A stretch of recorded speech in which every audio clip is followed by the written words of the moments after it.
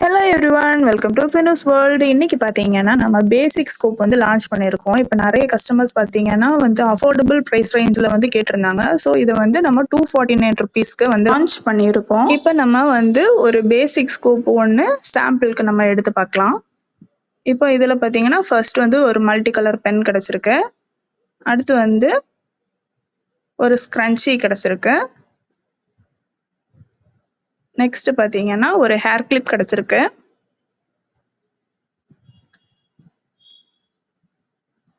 அடுத்து பார்த்தீங்கன்னா ஒரு இரேசர். அடுத்து பார்த்தீங்கன்னா ஒரு கீ செயின் கிடச்சிருக்கு. அடுத்து வந்து ஒரு ஆன்டி டார்னிஷ் ரிங் கிடச்சிருக்கு.